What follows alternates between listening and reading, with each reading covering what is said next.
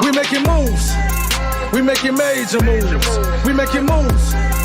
We making major moves. We going all in. Like we got nothing to lose. We making moves. We making major moves. What is up, everybody? I'm Mr. Man. Welcome back to my channel. I want to start today's video by letting you guys know that today's video is not necessarily about, actually it's not necessarily, it's not about the typical stuff that we talk about. It's not about crypto, it's not about finances. This is going to be all about a potential black swan, and I see this black swan existing, and this channel may blow up at that point, but who knows? Again, this is a free channel for everybody to watch. I'm just here to connect and put the pieces together and show it to you guys. So in this video, hold on a second. So in this timeline of events I'm going to take you through, I'm going to do my best to show you that not necessarily that aliens or unidentified flying objects are already here on Earth. I mean, we all view them as of a higher intelligence. I'm not saying we all do, but some of us view them as a higher intelligence, and they may or may not know more stuff than we do. So that being the case, I'm sure they would be here already, as opposed to the need or the necessity to come down in 2025, 2026, 2027, 2028, sometime around that timeline. I mean, we're in a period of time where black swans exist, and we're all waiting for black swans to happen. We've already had the COVID scare, we've had the monkeypox scare, we've had the bird flu scare, the anthrax scare, the hoof and mouth disease. Like, we've been through it all. I didn't get any injections for nothing. I'm still alive, you know what I'm saying? I don't know what this next bout of scare could. So, okay. So here we have this show called Redacted, and this main guy here is going to be introducing this individual named John DeSouza. John DeSouza is an FBI agent, and he's worked on real paranormal files. The X-Files, the first few shows, are actually created based off of his files and documentation itself. So I'm going to get off of this. I'm going to show you guys this right now. We'll just jump into it. And I'll take you through it. I'll take you how Elon Musk is working with Donald Trump in the background of things. For instance, like Space Force, they have the, what do they call them? SpaceX partnered with Space Force, which is why a bunch of people are waiting for XLM to come into play with Stellar. Not to come into play, but in terms of space itself, because Jed McCaleb is working on a what do they call their space station called VAST. Apparently, potentially, there is a partnership between Elon and Stellar. I haven't necessarily seen that yet. There may be, there may not be, but supposedly, as prophecy suggests, that there is a partnership, or will be a partnership established. But what I can tell you is there is a partnership between the president and president-elect, potentially, and so the government of the USA and Elon Musk. All right, so we'll go through that. We're going to go through this project here first, and exposing this alien invasion, also known as Operation Fake Alien Invasion. I'll let John DeSouza introduce himself, and then from there we'll hear a bit about the actual operation, and then we'll hear how the term UFO transformed into the term UAP, and what the implications are of that. Some interesting people who have interesting stories to tell, and our guest today is John DeSouza. John DeSouza is a retired FBI special agent who served 25 years on counterterrorism, paranormal cases. He had a top secret security clearance during his FBI career. In fact, DeSouza literally collected the real-life X-Files that were used in the show, The X-Files. And I want to welcome John in. John, I became aware of you because I think about a year ago, you said publicly on an interview that I caught that, hey, the government is going to use some sort of a UFO invasion, a fake UFO invasion story. And you laid it out specifically. And then wouldn't you know, a few weeks ago, we have Chinese balloons and UFO invasion. And I remembered that interview. We featured it on the show. And So this, just to let you know, this interview was actually done in, when my computer finally, there we go, This actually existed March 19th, 2023, okay? Today is November 17th, 2024. So a year and several months later. My audience was like, holy smokes, he got it right.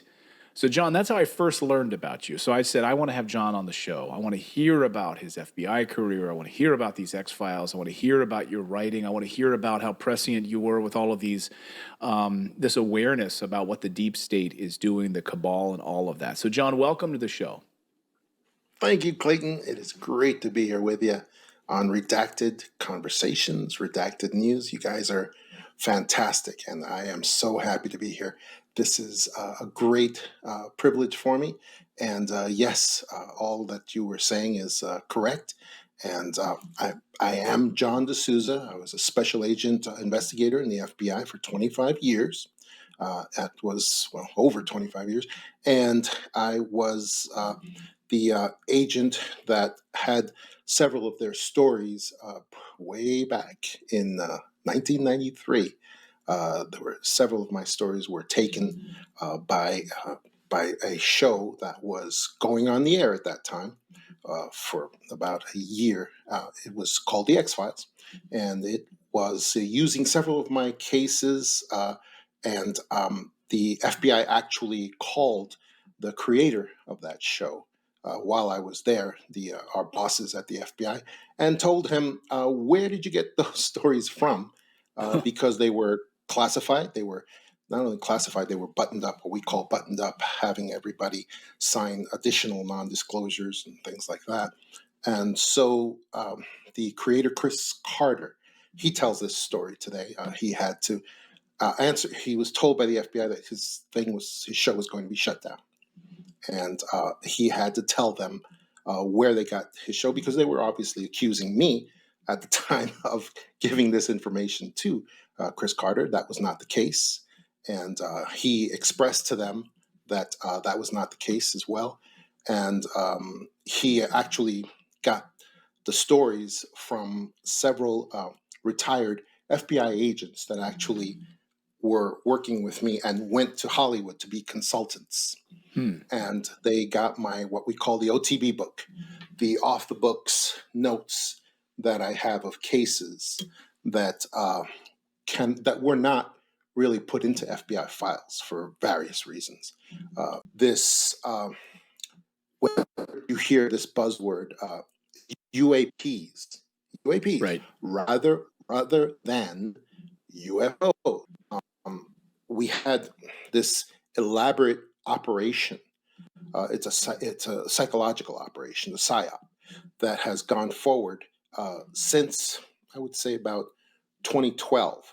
But it actually goes back to 2004 because the New York Times, the great launch pad of all giant PSYOPs, the New York Times actually in 2012, I believe, revealed, or maybe may have been later than that, revealed this UAP operation where where the Navy has basically, the U.S. Navy, sorry, United States Navy has actually taken over the UFO, the entire UFO genre from the Air Force, because all of these things, UFOs, UAPs, should belong to the United States Air Force, like they always have since Roswell, in the 1950s, I believe.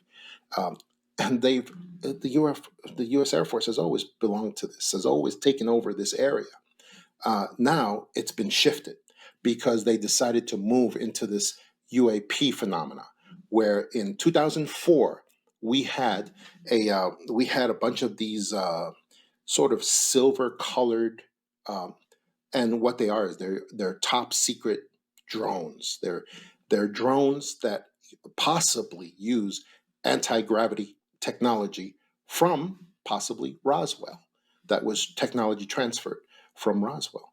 And so we have all of these UAPs. And in 2004, we had a final giant experiment off the coast of California in the Pacific Ocean, where we had the no less a military force than the U.S. Nimitz carrier group battle carrier group that was off the coast of California and created a safe space for this final experimentation that went on. That's my description of what happened. In the New York Times and in all media around the world, it was described as, well, the Nimitz carrier group just suddenly happened upon these UFOs, and Hmm. they kind of use softer language to describe UFOs, but they said, oh, this group of UFOs were buzzing around and they were at incredible speeds, and here's the pilots' conversations that they had at the time to tell us about this. It's incredible. It's amazing. And then we had the launch. That was the launching of the UAP phenomena across this country. Hmm. Go So ahead. it starts there, Absolutely. right? When the New York Times breaks that story, right? And everything, oh my God, now we can talk about this, right? In the Right. mainstream, and the Pentagon can start Exactly. holding, we're going to have committees on this. Congress is looking into Yes. this. Senator Marco Rubio Yes. wants to make more money off of this. The whole thing starts and Yes. moves in that direction, Exactly. right? So again, now we're learning about UFOs and we're learning about UAPs.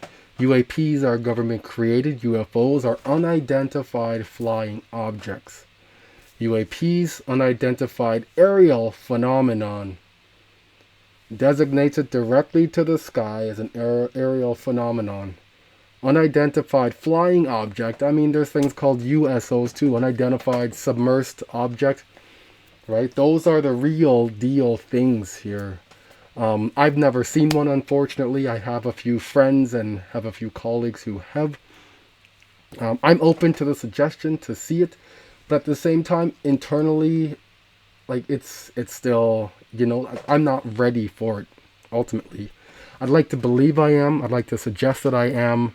But I mean, if you see something different that's not of this earth, I mean, for all we know, we're not of this earth and they're of the earth. Like, I don't know how it works really. I just know I'm here right now, and these these things, these entities I've never seen before would be very shocking. It's like coming across a new animal that you've never seen in this world before, and you're like, you're flabbergasted. Like, what do you say really? What do you say? So, anyways, I'm gonna let John DeSouza keep talking here. Have the same signatures of the movement that they are capable of. However, the way that we know they are not true UFOs, true UFOs can be extraterrestrial and extra dimensional. In other words, they are usually, they have capacity for shape shifting, they have a capacity for disappearing and reappearing. That is one of the ways that we know genuine UFOs are afoot.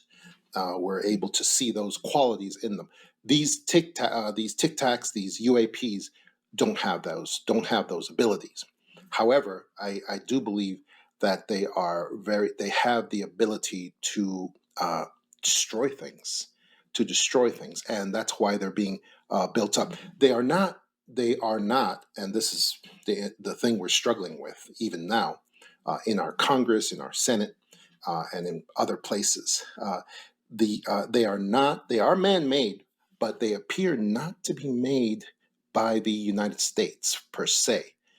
We do have a congressman recently.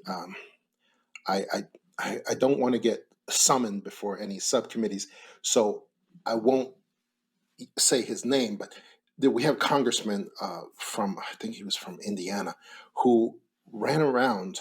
He was running around to these different subcommittees, and one of the things that he said was, "These things appear to be man-made," and this is after several classified briefings that the subcommittees think nobody finds anything out about.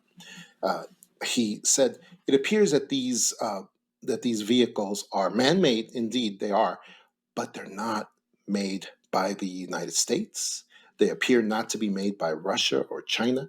However, it does appear that our global aerospace companies probably had uh, several hands in creating these things." And he's talking Hmm. about McDonnell Douglas, Raytheon, and several other companies that really don't consider themselves American. Uh, they're actually global companies. And he said it looks like those guys had some kind of hand in creating these UAPs, but it appears they are not under the control of the United States or any other nation. And that's all he said, and it was amazing when he said that, because it really leads to several other conclusions that, well, then who's controlling them? And it appears that the ones who are controlling them are the deep state, which is not an American organization. The deep state, the cabal, the Illuminati, the power that is over nations appears to be controlling them, and that fits in perfectly with them eventually building up this campaign of fear in the nations, which is what they're doing right now, to make people fear these UAPs. Ultimately, towards, and I'll tell you the next step.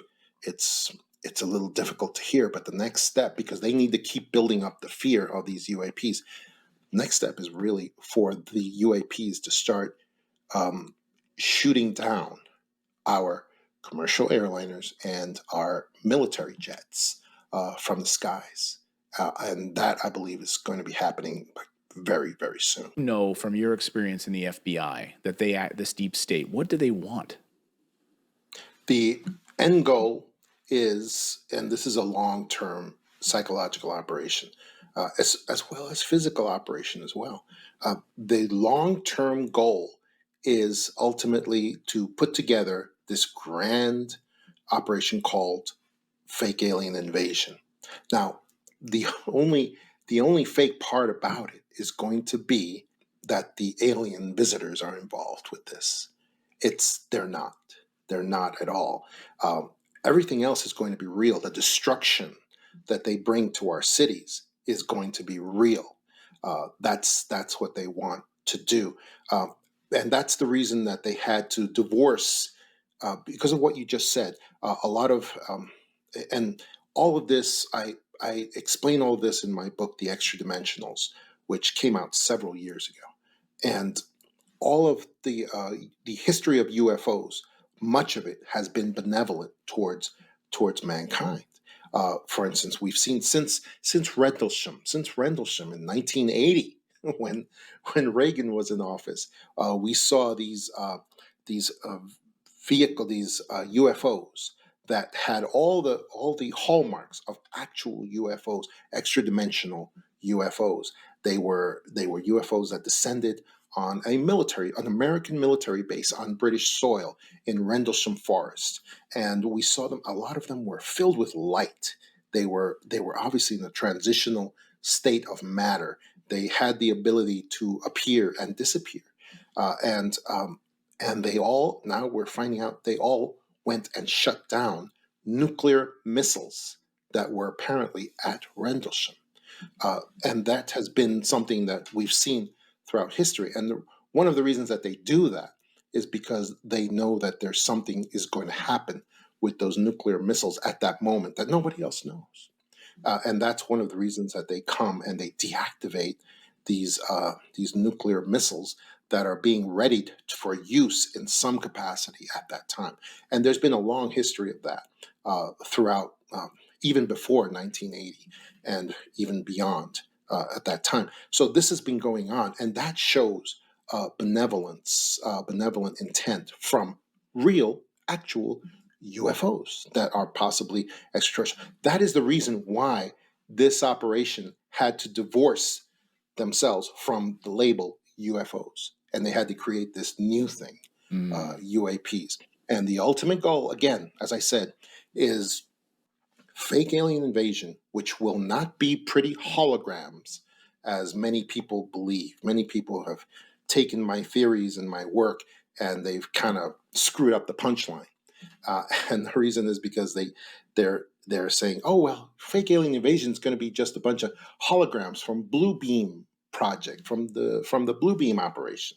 Right. And no, that's not what it's going to be. It's going to be these very physical. And this is another thing. If anyone follows my work or reads my books, they know that alien visitors and UFOs are not physical in the way that we are. They are just not physical. And that's something I first learned from the FBI in a document that was handed to me as soon as I got into the FBI as what we call a control file. And it was the bullet, the magic bullet,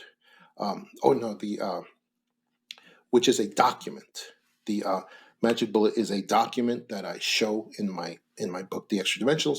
It's a government document showing an FBI agent who had an informant, and he says in there that the informant was an alien visitor, and he says that gave him about 8 conclusions about, and this was at the time of Roswell, when everyone was going nuts and trying to ascertain what are all these UFOs. Apparently, there was a huge worldwide wave of UFOs across the planet at this time. So this FBI agent happened to be a scientist himself, and he actually sent out this document to the world, and it said basically he gave 8 conclusions. Alien visitors and UFOs are not physical. They are not physical. They are from another dimension. They are from another dimension of reality, and they can kind of manifest physically here for short periods of time. And the same is true of the UFOs that come with them. And he also said they are here for peaceful purposes. We shouldn't attack them, ever. If we do, it will go very, very badly for us. And we saw exactly that happen in 1952 over Washington, D.C., when a bunch of UFOs came in over the most protected airspace in the world, and our entire Air Force was sent out after them for the last time. It's the last time any Western nation did that, and until now. Until now. So let's fast forward. Here we are. We are now going to be watching a live Congress meeting. This happened, I was like 3 days ago. I was out in Houston. This was 4 days ago. This is when I was out in Houston with my man Cypress and Aquaman, and we were chopping it up. We were invited out to XRP Unleashed, now known as Crypto Unhinged. So this came out 4 days ago. This says live U.S. Congress UAP hearing exposing the truth. Take in what we had just heard from the FBI and the previous stuff here. And here now, they're going to divulge to us that UAPs are real. Not UFOs, UAPs. Remember, we heard the logic around that. Mr. Elizondo for his opening statement. Greetings, Chairwoman Mace, Chairman Grothman, Ranking Members Connolly and Garcia, and members of the committee. It is my honor and privilege to testify before you on the issue of unidentified anomalous phenomenon, formerly known as UFOs. On behalf of our brave men and women in uniform and across the intelligence community, as well as my fellow Americans who have awaited this day, thank you for your leadership on this important matter. Let me be clear, UAP are real. Advanced technologies not made by our government or any other government are monitoring sensitive military installations around the globe. Furthermore, the U.S. is in possession of UAP technologies, as are some of our adversaries. So, as we have learned, either this individual is lying, or the other individual who's with the FBI is making up a fantastic story from a full year ago. Something's not jiving here. I believe we are in the midst of a multi-decade secretive arms race, one funded by misallocated taxpayer dollars and hidden from our elected representatives and oversight bodies. For many years, I was entrusted with protecting some of our nation's most sensitive programs. In my last position, I managed a special access program on behalf of the White House and the National Security Council. As such, I appreciate the need to protect certain sensitive intelligence and military information. I consider my oath to protect secrets as sacred, and I will always put the safety of the American people first. With that said, I also understand the consequences of excessive secrecy and stovepiping.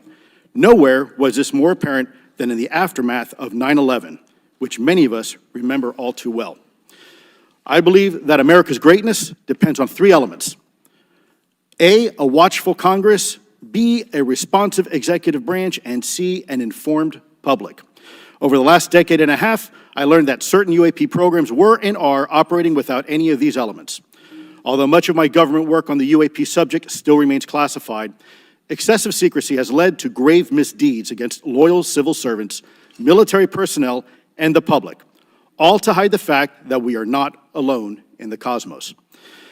A small cadre within our own government involved in the UAP topic has created a culture of suppression and intimidation that I've personally been victim to, along with many of my former colleagues. This includes unwarranted criminal investigations, harassment, and efforts to destroy one's credibility. Most Americans would be shocked to learn that the Pentagon's very own Public Affairs Office openly employs a professional psychological operations officer as the singular point of contact for any UAP-related inquiries from citizens and the media. This is unacceptable. Many of my former colleagues and I have provided classified testimony to both the Department of Defense and the Intelligence Community Inspector General, and many of us have subsequently been targeted by this cabal with threats to our careers, our security clearances, and even our lives. This is not hyperbole, but a genuine fact, and this is wrong. To fix these problems, I propose three principal actions. First, Congress and the President should create a single point of contact responsible for a whole-of-government approach to the UAP issue. Currently, the White House, CIA, NASA, the Pentagon, Department of Energy, and others play a role, but no one seems to be in charge, leading to unchecked power and corruption. Second, we need a national UAP strategy that will promote transparency and help restore the American public's trust at a time when the public's trust is at an all-time low. So, how do they go about restoring the public's trust? Let's just see how they do this. Okay, so here we have, in 2019, with the stroke of a pen, U.S. Space Force becomes a reality. President Donald J. Trump signed into law December 20th the sprawling $738 billion defense bill, making history by creating the Space Force as a standalone mixed sixth branch of the U.S. military and guaranteeing for the first time 12 weeks of paid parental leave for federal workers. So now we have a U.S. federal Space Force. This is how it keeps the people safe, okay? Today marks another landmark achievement as we officially inaugurate the newest branch of the military. It's all about the military.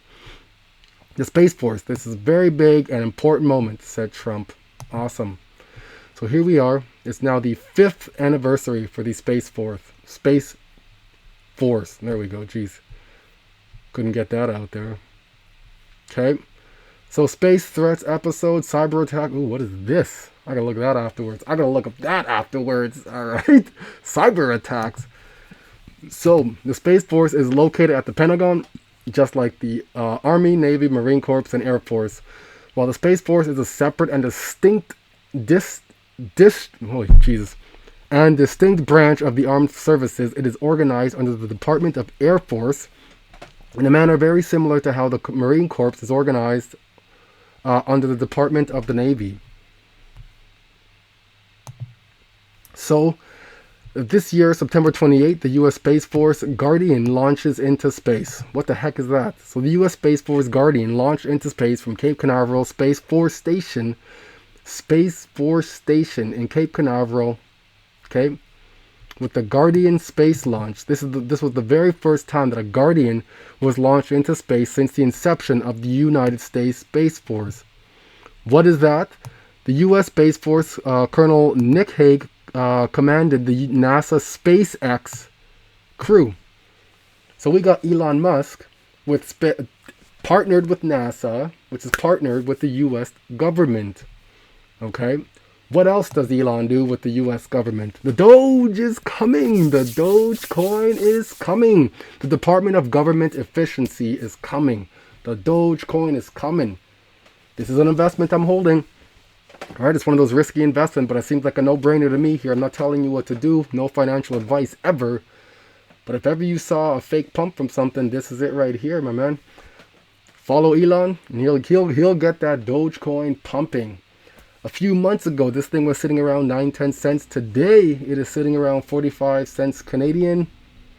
All right, 45 cents Canadian. Your money is being wasted, and the Department of Government Efficiency is going to fix it. We're going to get the government off your back and out of your pockets. Awesome. Let's hear what Elon has to say. Your money is being wasted, and the Department of Government Efficiency is going to fix that. we're going to get the government off your back and out of your pocketbook.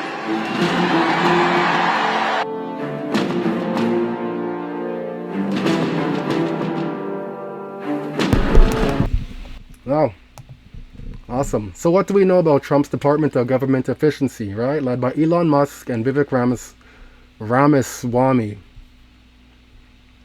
Donald Trump is vowing to reduce wasteful government spending by tapping two billionaires, Tesla CEO Elon Musk and entrepreneur Vivek Ramaswamy, to spearhead the initiative, which the president-elect is calling the Department of Government Efficiency, Dogecoin. The department appointments announced by Trump on Tuesday raise a host of questions about the effort, including whether Musk and Ramaswamy will have the authority to make changes in federal outlays, given that Congress authorizes the nation's spending, as well as where the businessmen might look to cut spending. Under the plan, meanwhile, DOGE is not an official government department, raising questions about its powers and how it will operate. This had taken place on October 18th, 2024. U.S. Space Force awards SpaceX, so the government awards SpaceX $730 million to launch at least 9 national security missions. This is an era of great power competition. It is imperative to not leave capability on the ground. So this is how the U.S. gets back to space. Well, I'm not saying back to space, but this is how space becomes brought down to our reality now. This stuff has already existed. I don't know what space is. I don't know what's out there. There's different stories. There's so many different stories. I keep my mind open about it because I don't know what's real. I don't know what's not. Right? I hear stories about this globe Earth. I hear flat Earth. I hear there's no space. I hear there's firmament. I hear there's above, so below. Like, I'm just trying to put this together for myself here. Really, I take no sides. I'm not a stupid person. I'm simply just not educated in this field where it provides me a sound, where I have sound information, where I can feel confident enough to say I know and understand this. I do not know and I do not understand this, other than the fact that we've been fed information all our lives, and that's the outlook I have. But my mind is open to whatever may exist. SpaceX just added another batch of launches to its already busy manifest. The U.S. Space Force announced on Friday, October 18th, that it was awarded SpaceX $733 million in the form of 2 national space launch Phase 3 lane, 1 launch service task orders. Wow. Okay, whatever that all meant. So, here's the connection to crypto now too, okay? Brian Armstrong, he is with Coinbase, with Coinbase. So Doge is a once-in-a-lifetime opportunity to increase economic freedom in the U.S. and cut the size of government back to health. The founding fathers were geniuses, but with humility may have missed the adverse incentives, which grow the size of democratic government over time, winning elections by promising more free stuff.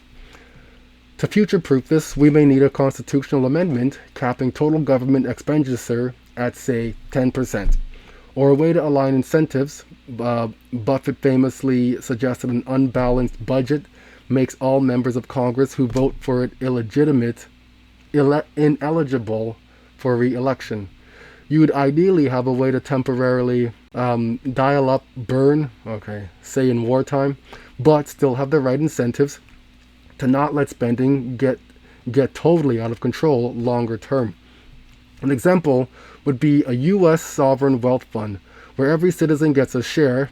Maybe people can buy more if they want, and any budget surplus pays a dividend. Every citizen then has skin in the game. Maybe Congress gets a slightly larger stakes. What are the best ideas out there to align incentives towards fiscal discipline long term? Coinbase makes intriguing offer for Elon Musk's Doge, and that's what we had just read. So now we're beginning to see crypto be involved with this, right? If I go and it used to say it here. It used to say it right down here. When you create a post on X, it would say from Earth. There was a little landmark there and it said from Earth. Why is that important? because we're talking about a space force. We're talking about Operation Fake Alien Invasion, which we had just learned about in the same video here. And now they have a pin that states that you are on Earth.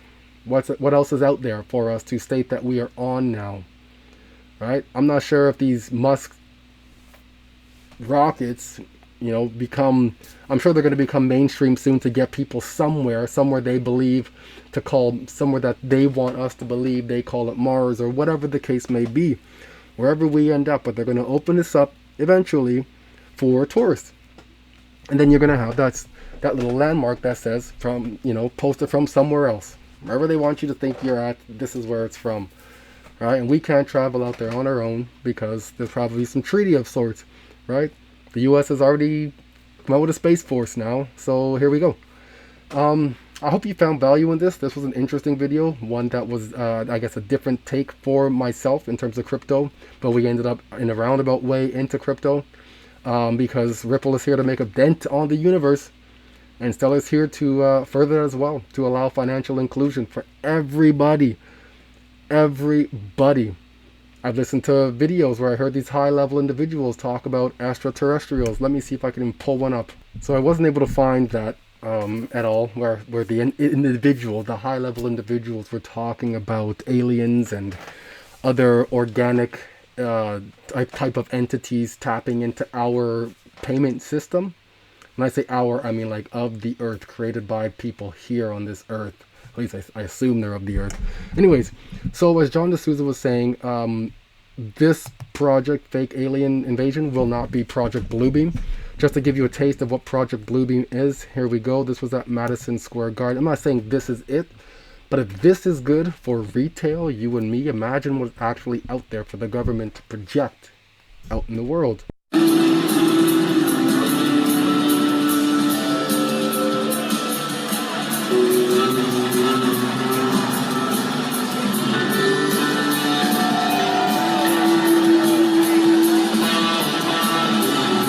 So yeah, I hope you guys have learned something from this video here. These individuals, this is retail here. This is for what you and I see. Imagine what's actually out there, okay? So I do hope you guys learned something from this video here. I'm not going to spend too much time on it. I'm sitting at 38 minutes already. I hope that's not too long for y'all. If it is, well, that's unfortunate still, because I'm dropping gems here, and it's up to you whether you choose to listen to it or not. Because I'm going to be here just spitting these rhymes still, and breaking down the world as I see it, crypto as I see it, black swans as I see it, and bring you guys into my world to, you know, we can discuss. I'll catch you on the next one. We making moves. We making major moves. We making moves.